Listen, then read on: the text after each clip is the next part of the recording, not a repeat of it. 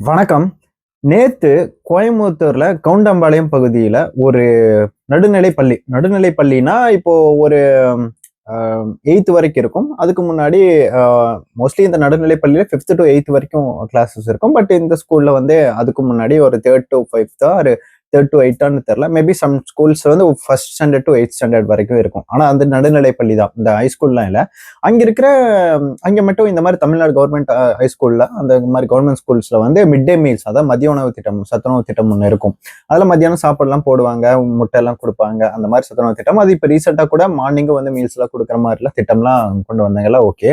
But நேற்று இந்த ஸ்கூல்ல மத்தியானம் சாப்பிட்ட உணவுல வந்து கெட்டு போச்சா இல்ல பள்ளி விழுந்ததா இந்த விஷயங்கள் சரியா தெரிய வரல. பட் அகைன் டாக்டர்ஸ் அப்படிதான் கன்ஃபார்ம் பண்ணியிருக்காங்க. ஒன்னும் கெட்டு போயிருக்கலாம், இல்ல பள்ளி விழுந்திருக்கலாம். இந்த மாதிரி விஷயங்கள்னால அந்த ஃபுட்டு மெயின் கெட்டு போய் இல்ல பாய்சன் ஆகியோ அதை சாப்பிட்ட குழந்தைங்க நிறைய பேர் சாப்பிட்டுருக்காங்க. பட் அதுல 43 44 பேர் வந்து பாதிக்கப்பட்டு தலை சுத்தி கீழே விழுந்து வாந்தி மயக்கம் இந்த மாதிரி விஷயங்கள் எல்லாம் பாதிக்கப்பட்டு உடனே அருகாமையில் இருக்கிற சிஎம்சிஹெச் கோயம்புத்தூர் மெடிக்கல் காலேஜ் அந்த ஹாஸ்பிட்டல்ல வந்து அட்மிட் பண்ணியிருக்காங்க எல்லா குழந்தைகளையும். பட் நல்வாய்ப்பா யாருக்கும் வந்து பெரிய எந்த ஒரு பாதிப்பும் இல்லாம பட் எல்லாமே டாக்டர்ஸ் எல்லாமே ட்ரீட்மெண்ட் கொடுத்து இப்ப எல்லாருமே ஓரளவுக்கு ஓகே இருக்குன்ற மாதிரி நியூஸ் வந்திருக்கு. பட் எகைன் இது இது என்னடா இது பெரிய பேசும் பொருளா, இது எங்கேயுமே எல்லா இடத்துலயும் நடக்கிற மாதிரி ஒரு விஷயம் தானே இது அப்படின்ற மாதிரி இந்த விஷயத்த ரொம்பவே நார்மலைஸ் பண்ணி வச்சுட்டாங்கன்றதுதான் பெரிய ஒரு பிரச்சனையா இருக்கு. இது ஏன் இப்பதான் முதல் டைம் நடக்குதான்னு கேட்டா முதல் டைம் இல்லை, இதுக்கு முன்னாடி இங்க நான் நிறைய லிஸ்ட் படி பார்த்தா இப்போ கடைசியா அகைன் இது எல்லாத்தையும் தூக்கிட்டு போய் எங்க ரீடைரக்ட் பண்ணுவாங்கன்னா இப்போ ஆளுகிற கட்சிக்கு எதிராக தான் போடுவாங்க. அதை அப்படிதான் பண்ணுவாங்க, அப்படிதான் பிளேம் பண்ணுவாங்க. ஏன்னா இப்போ அவங்களாம் வந்து தூக்கி பள்ளியில போட்டாங்க, அவங்க தான் கெட்டு போக விட்டாங்கன்னா இல்ல. பட் அவங்களுக்கு கீழே இருக்கிற இந்த நிர்வாகம் ஆகட்டும், இந்த ஸ்கூல் ஆகட்டும், இந்த ஸ்கூல்ல இந்த அளவுக்கு இப்ப கவர்மெண்ட் சம்பளம் தானே இவங்க வாங்குறாங்க. இந்த அளவுக்கு ஒரு ஒரு நமக்கு எல்லா இடத்துலயும் வந்து ஹைஃபையா வந்து பஸ் ஸ்டாண்ட் கட்டுறது, சமாதி கட்டுறதுலாம் போவ ஸ்கூல்ல வந்து அவ்வளவு 38,000 கோடி அவ்வளவு கோடி எல்லாம் நிதி ஒதுக்கி இருக்காங்கன்றாங்க. ஆனா இந்த பாதுகாப்பா ஒரு உணவை ஃபெர்மெண்ட் ஒரு உணவை வந்து வைக்க முடியல அப்படின்ற அளவுக்கு போகிறதுதான் வந்து ரொம்பவே ஒரு மோசமான நிலைமையா இருக்கு. இதனால வந்து கிடைக்க போற பலன் ஆகட்டும், இதனால கிடைக்க போற புகழ் ஆகட்டும், இதனால இந்த உணவு திட்டத்தை கொண்டு வர்றது, காலை உணவு திட்டத்தை கொண்டு வர்றது, அதை சாப்பிட்டு பலன் அடைகிறதுனால வர்ற விஷயங்களை மட்டுமே எடுத்து அதை விளம்பரம் படுத்திக்கிறதெல்லாம் இருக்கும்போது இதனால வரக்கூடிய இந்த மாதிரி விஷயங்களையும் வந்து அவங்க தானே ரெஸ்பான்சிபிலிட்டி எடுத்துக்கணும்னு அப்படின்னு தான் நானும் கேட்பேன். ஏன்னா எல்லாருமே இது கேட்கறாங்க. ஏன்னா இது ஏன் எல்லாருமே கேட்டுக்கிட்டே இருக்காங்கன்னா, இந்த விஷயத்தை விட்டுட்டு நியூஸ் சேனல்ஸ் ஆகட்டும், இல்ல இந்த கரூர் சம்பவத்துல இருந்து இந்த ஒரு குறிப்பிட்ட சம்பவத்துக்கு மட்டும் குரல் கொடுக்கிற நடிகர்கள் நடிகைகள், இந்த அரசியல் திடீர்னு முளைத்த அரசியல் எக்ஸ்பர்ட்ஸ் எல்லாருமே வந்து அவங்க இதை பத்தி பேச மாட்டாங்க. அதுக்கெல்லாம் பேசுறவங்க வந்து இதுக்கு எந்த ஒரு ட்வீட் கூட போட மாட்டாங்க. எந்த விஷயமும் கண்டுக்காம அவங்க பழப்ப பார்த்துட்டு இருக்காங்கன்ற போதுதான் இந்த விஷயத்தை பத்தி திரும்பவும் எல்லாருமே பேசணும் அப்படின்னு நானும் சொல்ல வரேன். இதுக்கு முன்னாடி இங்க ஜஸ்ட் ஒரு டேபிள் பார்த்தேன். இதுல 2021 இருந்து கரெக்டா இந்த இருக்கிற ஆட்சி அந்த 2021 இருந்து இப்போ வரைக்கும் இது மாதிரி தமிழ்நாட்டுல மட்டும் 19 சம்பவங்கள் நடந்திருக்கு. அதுல ஒவ்வொரு டைமும் வந்து ஃபார் எக்ஸாம்பிள் செப்டம்பர் 2021லயே வந்து திருச்சியில ஒரு 23 குழந்தைகள், அப்புறம் அடுத்து நவம்பர்லயே காஞ்சிபுரம் 6 குழந்தைகள், கடலூர்ல 13, பெரம்பலூர்ல 25, இப்படின்னு 19 இடத்துல நடந்திருக்கு. ஒவ்வொரு இடத்துலயும் 27 குழந்தைகள், 30, 37, 19, 20ன்னு அத்தனை லிஸ்ட். எல்லா டிஸ்ட்ரிக்ட் ஆல்மோஸ்ட் நிறைய டிஸ்ட்ரிக்ட் இதுல கவர் ஆயிருக்கு. அதுவும் முக்கியமா கடலூர் அதிகமா இருக்கு. பட் அதெல்லாமே ஓகே. இப்போ நேத்து மார்ச் 2026 கோயம்புத்தூர்ல தான் வந்து இந்த லிஸ்ட் இன்னும் அதுல இருக்கிற பாதிக்கப்பட்ட குழந்தைகள் அதிகம் 43 பேர். இதுல என்ன பிரச்சனைனா நிறைய பேரண்ட்ஸ் ஆப்வியஸா ஒரு குழந்தைக்கு இந்த மாதிரி ஆச்சுன்னா பேரண்ட்ஸ் எல்லாம் வந்து பார்க்க விடுவாங்க. ஆனா பேரண்ட்ஸ் நிறைய பேர் பார்க்க விடலன்ற மாதிரி நிறைய பேர் கம்ப்ளைண்ட் கொடுத்துருந்தாங்க. இதெல்லாத்தையும் தாண்டி யாருமே வந்து நியூஸ் சேனல்ஸும் வந்து இது போடுறாங்களே எனக்கு தெரியல. எனக்கு தெரிஞ்சு நான் இன்னைக்கு நியூஸ் பாக்குறப்போ இந்த மாதிரி நியூஸ் எங்கேயுமே நான் பார்த்த மாதிரி தெரியல. தனிக்கும் நிறைய விஷயங்கள்லாம் இப்போ பேசிக்கிட்டு இருக்காங்களா, ஒரு ரிலேஷன்ஷிப் இஷ்யூஸ் பேசுறதாகட்டும், இல்ல இங்க போயிட்டு மண்டபம் திறக்கிறாங்கன்ற விஷயங்களாகட்டும், இந்த மாதிரி கூறப்பட்ட விஷயங்களை இவங்களாம் டிஸ்கஸ் பண்றாங்க, நியூஸ்ல காட்டுறாங்க, அதை பத்தி பேசுறாங்க, விஜய் பத்தி பேசுறாங்களா, ஓகே. இந்த மாதிரி விஷயங்களை பத்தி யாருமே பேசுறதில்ல. அந்த அளவுக்கு இப்போ மட்டமா இருக்கா நியூஸ் மீடியாஸ்லாம்ன்றது எனக்கு ரொம்ப கவலையா இருக்கு. இதுவே வந்து ஒரு நேஷனல் நியூஸ் சேனல்ஸ்ல ஒண்ணுலதான் வந்து அது அவ்வளவு பெருசா போட்டு அதை பத்தி டீட்டெயிலா போட்டிருக்காங்க. தவிர மற்ற நியூஸ் சேனல்ஸ் எதுவுமே அது இவ்வளவு பெருசா ஆப்வியஸா ஒரு நியூஸ் கார்டு போடுறது இன்னொரு நியூஸ் போடுறதெல்லாம் இல்லை.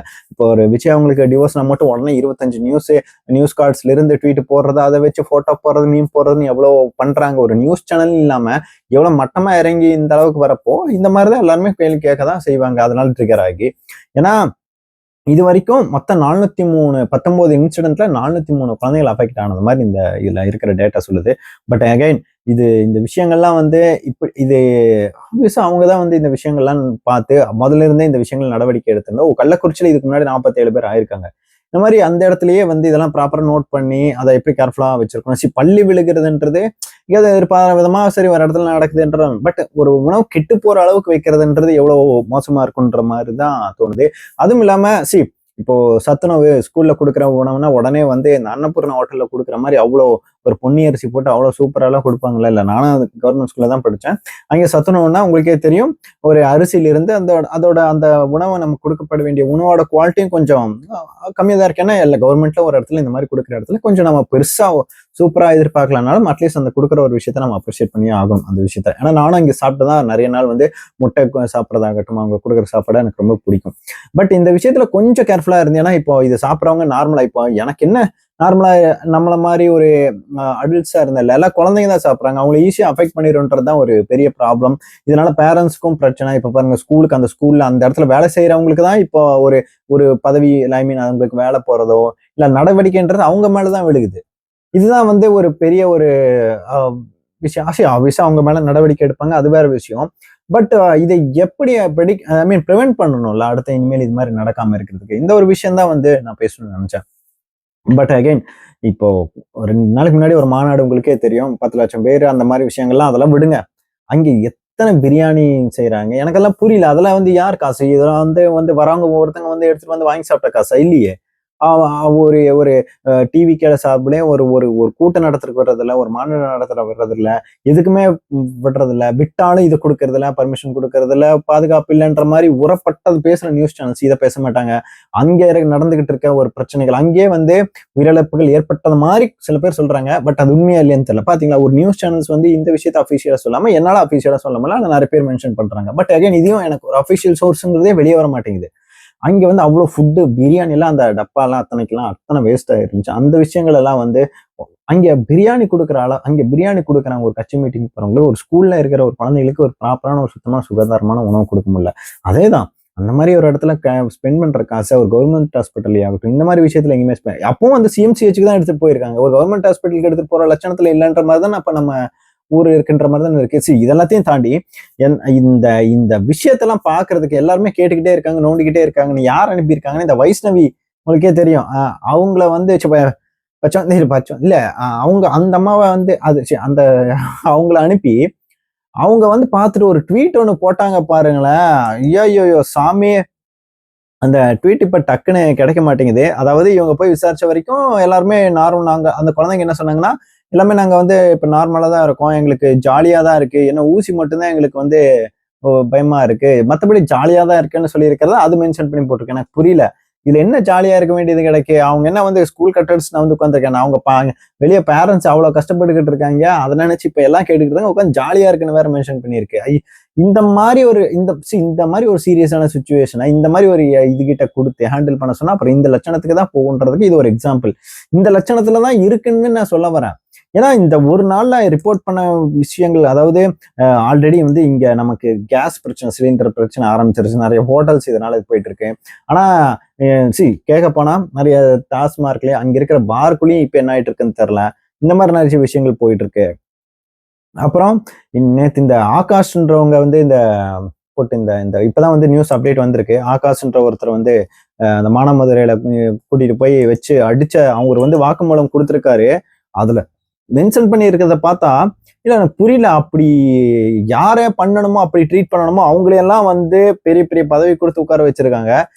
அவங்க சொல்றது என்னன்னா, மானாமதுரை ஆகாஷ்ல வந்து வாக்குமூலத்துல வந்து காவல்துறை பிரிவினர் அதாவது கண்ணை கட்டி உடைப்பது, அப்புறம் ஈரச்சாக்க வச்சு இரும்பு கம்பியால அடிக்கிறது, இந்த மாதிரி சித்திரையெல்லாம் பண்ணியிருக்காங்க. எனக்கு புரியல.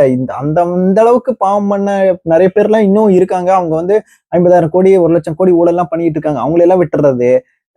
இந்த மாதிரி இந்த பையன் என்ன பண்ணான்னு தெரியல, ஆனா தூக்கின்னு போய் வச்சு இப்படி அடிக்கிறாங்க. அது இதுக்கெல்லாம் வந்து எந்த கொஸ்டின் பண்றாங்க?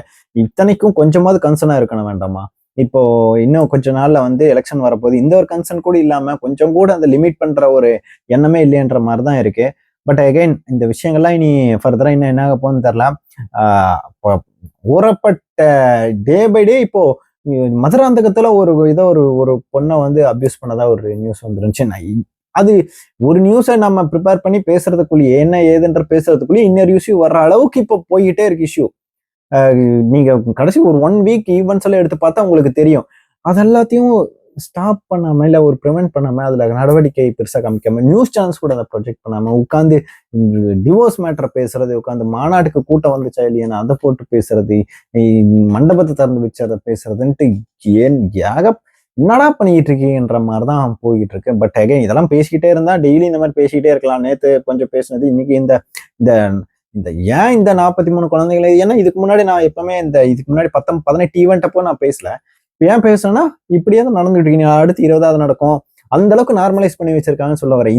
இந்த 43 குழந்தைகளுக்கு பாதிக்கப்பட்டிருக்காங்க. ஸ்லிப்பானா இவங்க இறந்துருப்பாங்க, இறந்தா மட்டும்தான் நெஞ்ச உழுக்குதுன்னு நிறைய நடிகர்கள் போஸ்ட் போடுவாங்களா, இல்ல நியூஸ் சேனல்ஸ் எல்லாம் வந்து எடுத்துன்னு வந்து போடுவாங்களான்ற மாதிரிலாம் எனக்கு தெரியலப்பா. இது எந்த அடிப்படையில இது நடக்குதுன்றது கூட யாருனாலையும் வந்து சொல்ல முடியறதில்ல. சொன்னாலும் அவங்கள தூக்கி இப்போ உள்ள போடுறாங்க. இப்ப சவுக்குலாம் என்ன ஆனாருன்னு தெரியல. என்னதான் வந்து அவர் என்னமோ பேஸ்ட் போட்டுப்பான். அட்லீஸ்ட் ஏதோ ஒரு இடத்துல ஒரு 8 லட்சம் பேர் டெய்லி ஒரு 5 லட்சத்துல இந்த 8 லட்சம் பேர் அவரோட வீடியோ டெய்லி 1 மணி நேரம் போட்டு அதை பார்த்துக்கிட்டு இருக்காங்க. ஏன் பார்த்துக்கிட்டு இருக்காங்க? அவங்க என்ன அவர் முட்டாத்தனமா பேசிட்டு இருக்கிற யாரோ ஒருத்தர் வீடியோ உட்காந்து பார்த்துட்டு இருப்பாங்களா? அவர் தப்பான நேரட்டிவ் ஏதாவது பண்ணிட்டு இருக்காங்க? இல்ல. ஏதோ ஒரு இடத்துல ஏதோ ஒரு விஷயம் அவர் பேசுறாரு, அதை கேட்டு நிறைய பேர் அவர் அரசியல் விஷயங்கள் பேசுறதாகட்டும், டிஸ்கஸ் பண்றதாகட்டும் நடக்கிறப்போ இந்த மாதிரி கூட்டு போய் ஒருத்தனை போட்டு அடிக்கிறதெல்லாம், இந்த மாதிரி விஷயங்கள்லாம் பண்றாங்க. நிறைய பேர் என்னென்னமோ கிரைம் பண்ணிட்டு இருக்காங்க. அவங்கள ரேப் எல்லாம் பண்றானுங்க. இப்போ எத்தனை குழந்தைங்க அபியூஸ் பண்றது, ஒரு 60 வயசு 70 வயசு கிளவியை போட்டு பண்றது, இந்த மாதிரி விஷயங்கள்லாம் பண்ணிட்டு இருக்கிறவங்களே விட்டுட்டு இப்போ பாருங்க, இப்ப சவுக்கெல்லாம் விடுங்க. நிறைய பேர் வந்து இப்ப இன்னும் நிறைய பேர் பேசுறத பார்த்து எனக்கு பயமா இருக்கு. வெளிப்படையா நிறைய பேர் பேசுறாங்க. அவங்கள பேசுறப்போ என்னையா நீ இவ்வளவு வெளிப்படையா பேசிக்கிட்டு இருக்க, தூக்கிட்டு போய் உள்ள வச்சு செஞ்சுட்டு போறானுங்கன்ற மாதிரிதான் பயந்து உட்கார வேண்டியதா இருக்கு. அதனாலதான் கொஞ்சம் மூடி நாமளே பேச வேண்டியதா இருக்கு. எப்பா அவ்வளோ பெருசா இன்னும் எப்பதான் எலெக்ஷன் அனௌன்ஸ் பண்ணி தொலைங்களான்ற மாதிரிதான் இருக்கு. இன்னும் எலெக்ஷனே இன்னும் அனௌன்ஸ் பண்ணல. ஆல்ரெடி மார்ச் 11 மிஞ்சி போனா எனக்கு தெரிஞ்சு இன்னும் 1 மாசம் 1.25 மாசம் கூட இருக்காது. ஏன்னா ஏப்ரல் முடியறதுக்குள்ள எலெக்ஷன் வச்சு முடியற நிலைமைக்கு தான் ஒரு மோஸ்ட்லி நம்ம ஊர்ல இந்த எலெக்ஷன் இதுக்கு முன்னாடி வந்து ஏப்ரல் 10ல இருந்து 15க்குள்ள இல்ல 20க்குள்ள நடக்கிற மாதிரி தான் இருக்கும். பட் இன்னும் 1 மாசம் கூட இல்ல, எலெக்ஷன் அனௌன்ஸ் பண்ணல. என்ன பண்ண போறாங்கன்னு தெரியல. எப்போ அனௌன்ஸ் பண்ணி எல்லாம் பிரச்சாரம் ஆரம்பிச்சு என்ன விஷயங்கள்லாம் ஆக போகுதுன்னு தெரியல. சரி, பார்க்கலாம் என்ன ஃபர்தரா என்ன ஆகுதுன்ற அடுத்தடுத்து பேசலாம். சரி, இந்த ஈவெண்ட்ஸ் பத்தில எனக்கு இன்கேஸ் ஏதாவது நான் இஷ்யூவா ரீசெண்டா இந்த 24 ஹவர்ஸ்க்குள்ள ஏதாவது நடந்ததை நான் விட்டுருந்தேன்னா தயவுசெய்து அதை கமெண்ட்ல மென்ஷன் பண்ணுங்க. திரும்ப அதை பத்தி நம்ம ஏதாவது அடுத்த ஃபர்தரா டிஸ்கஸ் பண்ணலாம்.